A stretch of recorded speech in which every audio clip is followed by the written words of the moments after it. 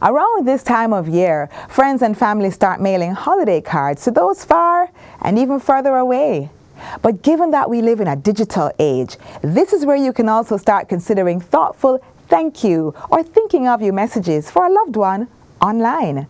Let today serve as a reminder to continue your family's holiday traditions or to establish new ones. As the Advent season continues, this week also emphasizes a period of peace. Thank you for joining us for this exciting edition of Jamaica Magazine. I'm your host, Audrey Williams. We have a lot in store for you today, including how our country is evolving as we raise the next generation of leaders. With that being said, stay put. After the news, there's more.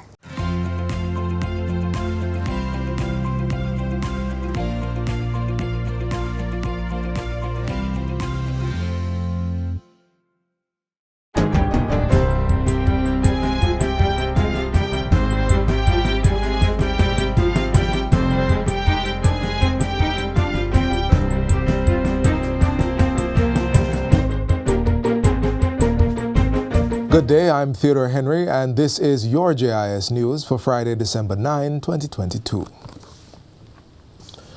Prime Minister Andrew Holness has alerted that Jamaica intends to capitalize on its crime-fighting relationship with the United States to go after Jamaican immigrants in that country who are influencing, soliciting, and funding crime on the island. And we have a list of them that we intend to pass on to you.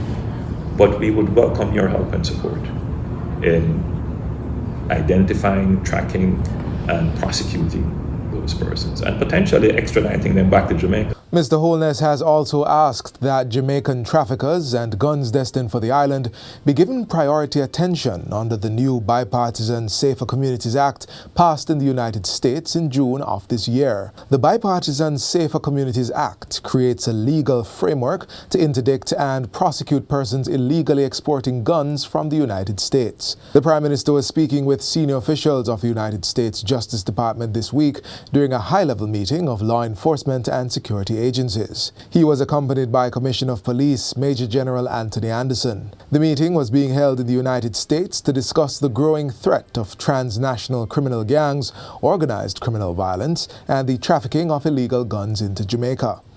It ended with a commitment for greater and more effective information sharing. Opportunities for further expansion of institutional and human resource capacity building and training were also explored. The United States senior security officers expressed confidence in the efforts of the Jamaican government and expressed their own commitment to greater crime-fighting collaboration with the island. In other news, the Beckford Lodge Road in Westmoreland will be rehabilitated at a cost of $41.7 million. On Wednesday, Minister of Local Government and Rural Development Desmond McKenzie signed a contract with Wadmar Construction Limited to execute the project. The contract is being financed from the Equalization Fund and will be implemented and supervised by the Ministry and the Westmoreland Municipal Corporation. Work on the approximately 1.9-kilometer roadway will be done over 4 months from January to April 2023. In addition to resurfacing the road, draining features, including curbs and channels, have been incorporated in the design. All the materials that will be used on the road will be subjected to testing and can only come from the approved source, Mr. Contractor. It can only come from where we recognize as a source that provides quality material. Minister McKenzie says an annual maintenance program will be put in place to preserve the integrity of the road. Patients at the Kingston Public and Notta Bay hospitals who require respiratory support can expect better oxygen assistance. This is thanks to a $2 million project that will install piping infrastructure to deliver life-saving oxygen to the bedsides of patients in need of respiratory support. The Liquid Medical Oxygen LOX project was launched yesterday. It is being funded by the United States Agency for International Development, USAID, and implemented by Meeting Targets and Maintaining Epidemic Control, EPIC. This $2 million expenditure in what is, as we have said, a life-saving venture will only enhance the relationship. My fundamental takeaway from this is that COVID, in a very strange way, has brought us significant opportunities to enhance both friendship as well as enhance our public health infrastructure. As part of the project, hospital staff will be trained to ensure the efficient management, maintenance and sustainability of the country's liquid oxygen ecosystem. Senior Program Officer for EPIC, Sue-Ann Wallace-Brown, emphasizes that the true beneficiaries of the initiative are the thousands of Jamaicans who will access care at these facilities. We're pleased to be partnering with the Ministry of Health on this LOX project. We call it LOX for short, liquid medical oxygen, because it is not just for Jamaica, it is for Jamaicans. Meanwhile, healthcare facilities across the island are to benefit from the donation of medical equipment and supplies valued at approximately $1 million. The gift, which was facilitated through the Ministry of Foreign Affairs, was handed over to the Ministry of Health by the government of the Republic of Korea on Tuesday. It includes bedside stethoscopes, operating theater tables, anesthetic machines, electrosurgical units, diathermy pencils, and incubators. State Minister for Health, Juliet Cuthbert-Flynn, says the medical supplies will support critical areas such as maternal care for babies and surgical operations. We continue working fervently towards equipping our facilities to respond to health emergencies and complications that they are likely to bring about. We are certain that this donation will further assist improving the quality care offered at public health facilities, particularly in special care nurseries and our operating rooms, to improve the health outcomes of those who, for one reason or another, may find themselves there. The donation builds on Korea's steady and consistent support to Jamaica since the start of the COVID-19 pandemic in 2020, reflecting over $2 billion in supplies to date.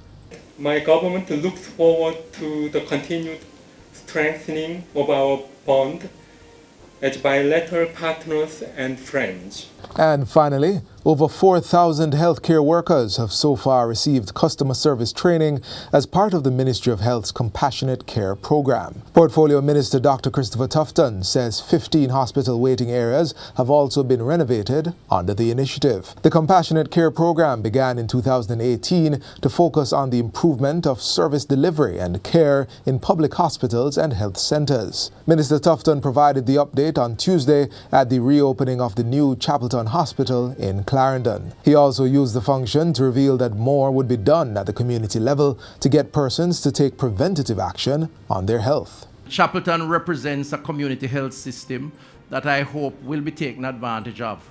But we're going to roll out more in the new year, some mobile health systems where we go into communities and we encourage and incentivize persons to come out and do their health checks. And that's it for JIS News Today. I'm Theodore Henry. Thanks for watching.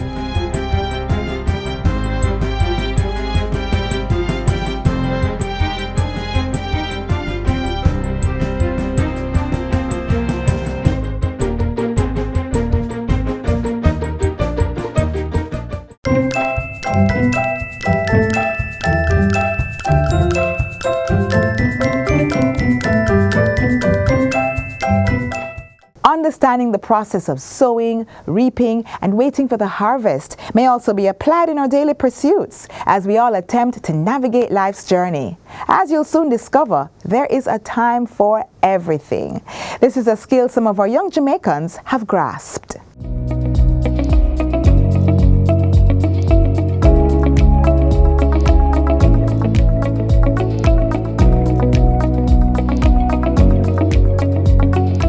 Our future is being planted and nurtured in a school known for producing long-serving teachers for our educational system.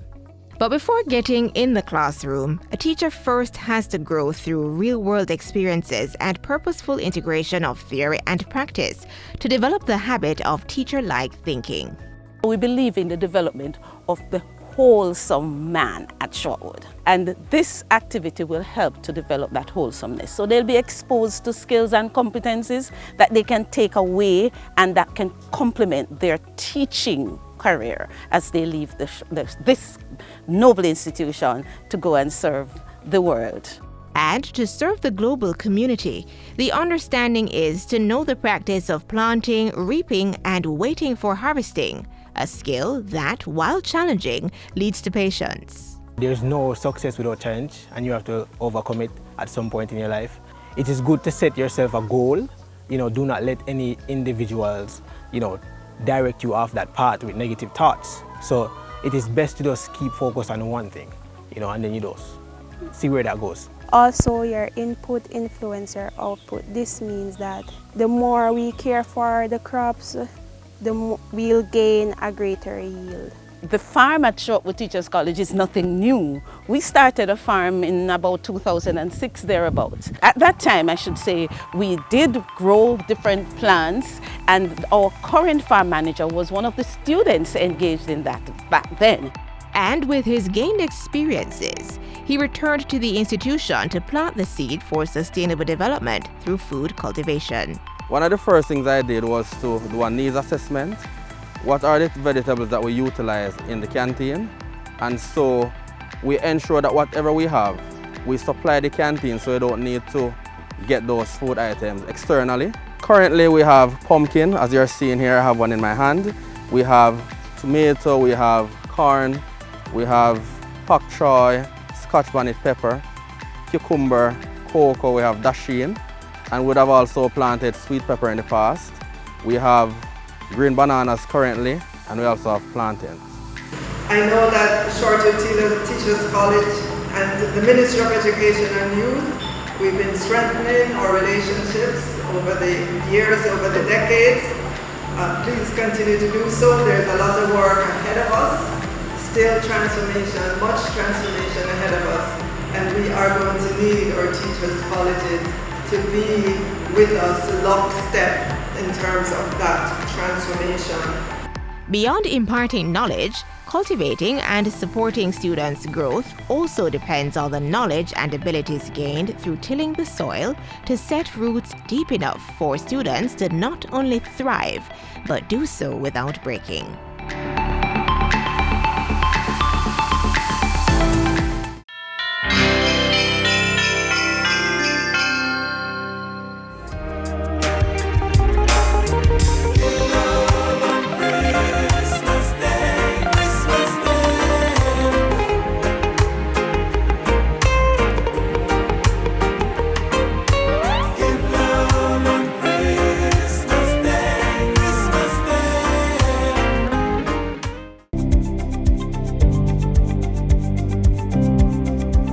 As protecting our food security remains a high-level priority, climate-smart agriculture takes on increasing importance. This way of harvesting food uses better farming practices to reduce its contributions to greenhouse gas emissions, while increasing production output. Smart agricultural practices include reducing deforestation, better soil management, and intercropping.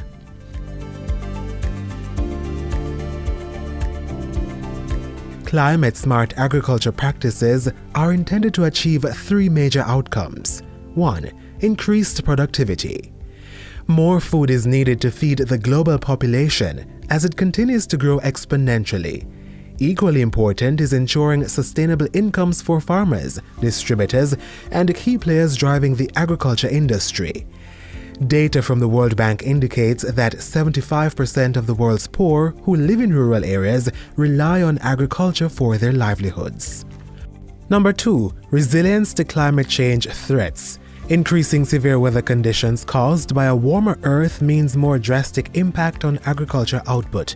To prevent this from happening, farmers can implement these practices, changing crops and livestock to ones better suited to the climate, and using technology to develop resistant variations of foods such as rice and bean plants. 3. Reduce greenhouse gas emissions, caused by farming inputs such as fertilizers. Sharply reducing the use of fertilizers that produce gases such as carbon dioxide and nitrogen through crop rotation practices is one green-checked option. To truly practice proper climate-smart techniques, the dialogue must be tailored to the different climate experiences across the world. In Jamaica's context, areas of major concern include the island's vulnerability to hurricanes, flooding, and droughts.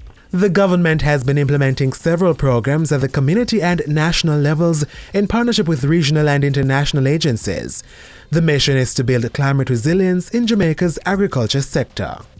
We are investing $230,000 US in partnership with the Caribbean Agricultural Research and Development Institute, CARDI, for a pilot program on climate resilience, on the expansion and upgrading of seed storage facility at the Bodles Research Station. This is important. This facility is going to house the best quality seeds, including our own seed source from locally developed and indigenous landrace types for vegetables, cover crops, field crops, and legumes. The Bodles Research Station is just one aspect of Jamaica's strategic plan to ensure sustainable crop production through proper seed storage. Planting crops conducive to the rainy and dry season is another climate-resilient food security measure. Our goal is to encourage our farmers to plant more, but not just to plant more. We want to plant the heat and drought-tolerant varieties of crops, such as cassava, which are more suitable for our climate. In the fisheries sector, several fish sanctuaries have been declared and fish farmers trained. Meanwhile, the Jamaica Forage Club recently partnered with the United Nations Development Programme UNDP to train 600 youth farmers and fishers on how to utilize agriculture practices that will withstand climate change and how to recover quickly from its impact. The 6-month pilot project will run from September 2022 to February 2023.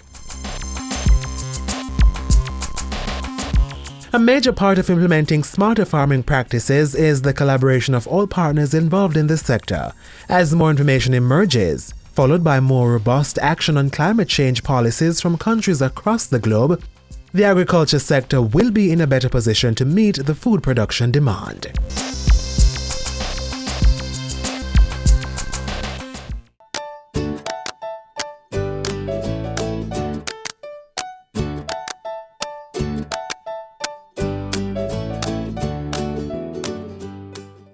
We can no longer turn a blind eye to our children. Each of us have the duty to protect them. As we continue to strengthen our protection campaign, we ask that you try positive discipline. Talk not once, twice, 3 times, 7 times even. In talking to your child, you make them comfortable to tell you about what is affecting them. Tell our children the truth and tell them what is wrong and why. We remind our parents, if you are having difficulties with your child, we are here for you, to support you, along with the many other agencies that are set up for this purpose.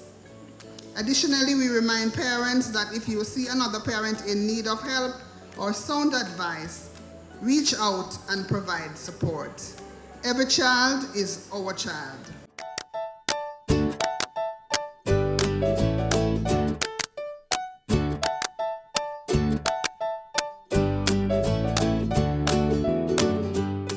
If you are a landowner, you can rent or lease it out to generate income, now or after retirement.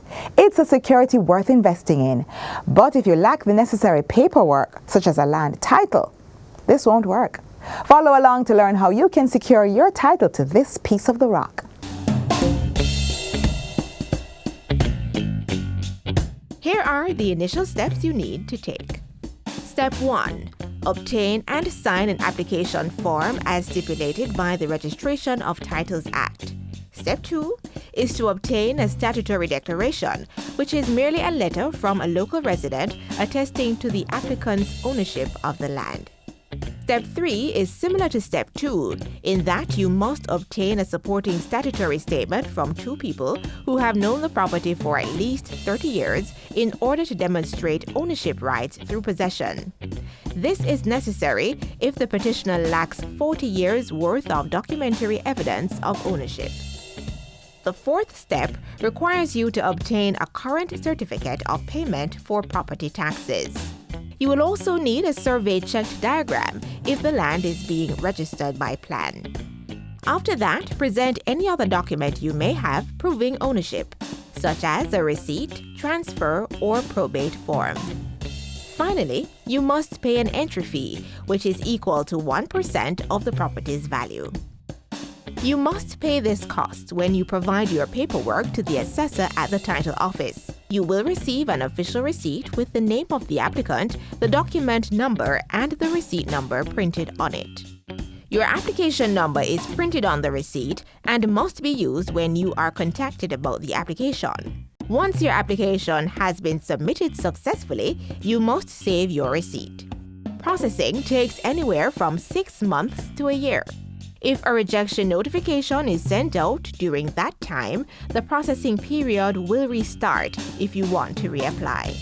Pay your property taxes, have your land surveyed, and remember, land titles can be used as a resource to safeguard your future and the future of your children. To learn more about how to obtain a land title today, visit the National Land Agency's website at www.nla.gov.jm.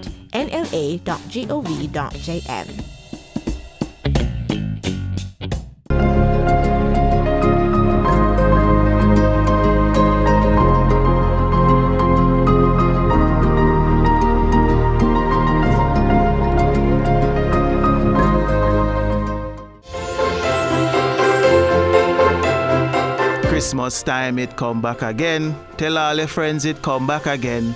Let's see how much you know about the season. Is it riddle or a fiddle? JIS took to the streets of Montego Bay to get your answers.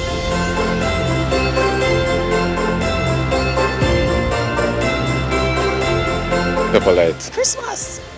Pepper lights. Love.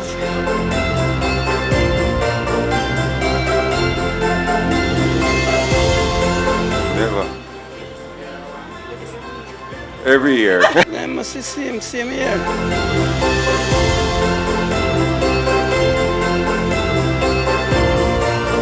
Keep after giving it to someone. Love, hugs, happiness, joy, I don't know. My love, my heart, me. Don't know that one. My word, okay, yes, that's true, that's true. A little smile, a bit of cheer, a lot of love from someone near, a tiny gift from one held dear. So fill this Christmas with your own cheer.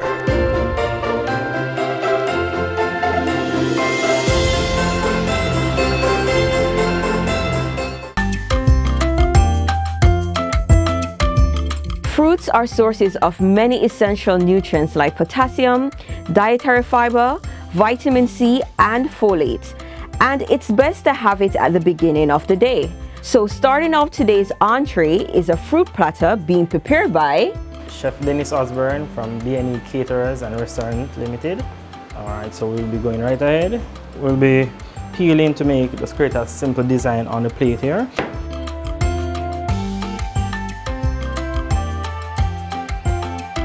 So we'll be having our papa as well, promoting healthy eating.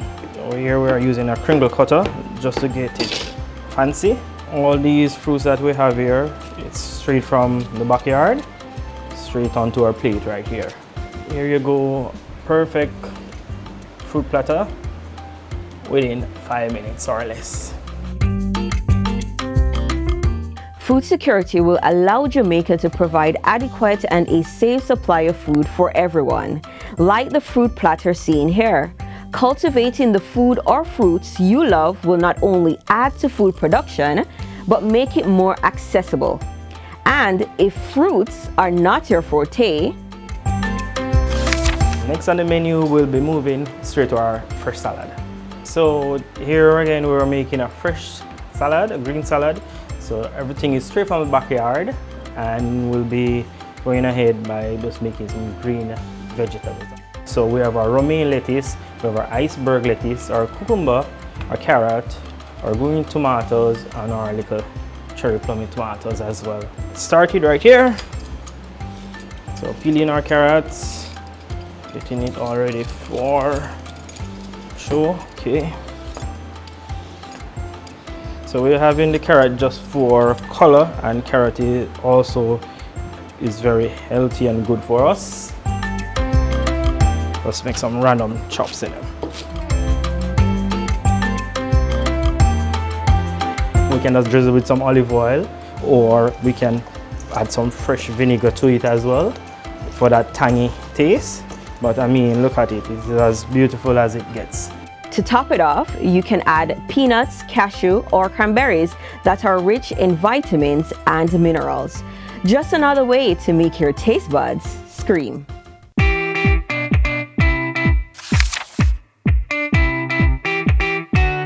What's next on the menu is stuffed chicken breast with callaloo and stuffed tilapia fish with callaloo as well.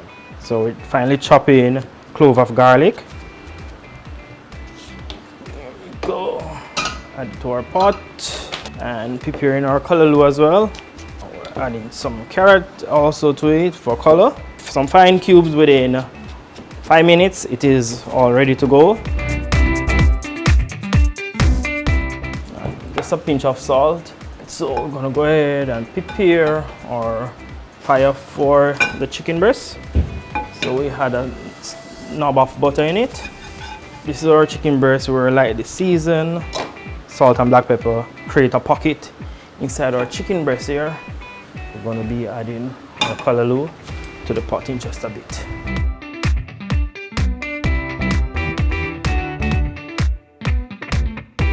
This will literally take 10 minutes in the pot, 5 minutes on either side, and then we are ready. You know, we have to have some garlic as well in the oil to flavor it.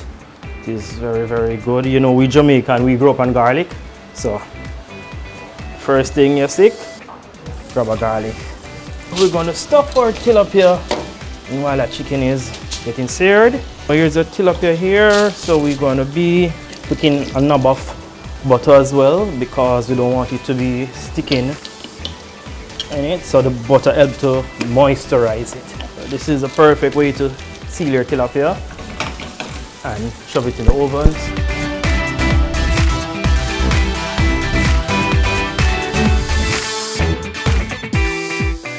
We went ahead and blanched our vegetables, so just in our vegetables here, adding a sprig of thyme as well.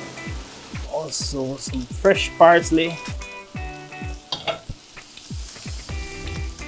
Let it rest for 2 minutes. Grab your chicken, slice as desired, and voila! Stuffed chicken breast with our own backyard vegetables and our charred tomato ready to go. To keep the fire burning, a side of sweet plantains to complement the tilapia. You know, Jamaicans, we love ripe plantain, right? And we're cutting it on the bias again using our kringle cutter. So we're adding the ice green and gold color to our pot. We're julienne our sweet peppers, and these are sweet pepper, these are not bell peppers.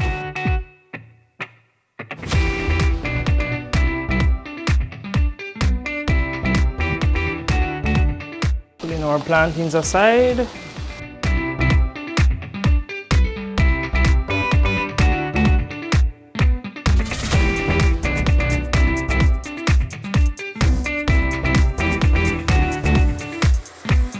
There you have it, roast tilapia, plantains served with a slice of avocado on our fresh vegetable from our backyard. Just yum! And to fill all gaps in the stomach, what's better than to add a blend of cherry juice? We're actually making about 6 cups of cherry juice, and it's optional for sweetener because these cherries are very, very sweet. We can add a tablespoon of honey if we wish. And you can do all this with ingredients from a home garden.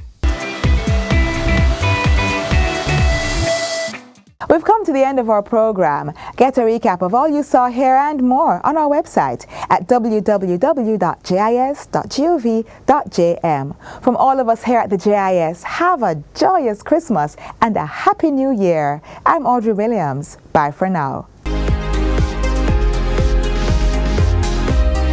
This has been a production of the Jamaica Information Service, the voice of Jamaica.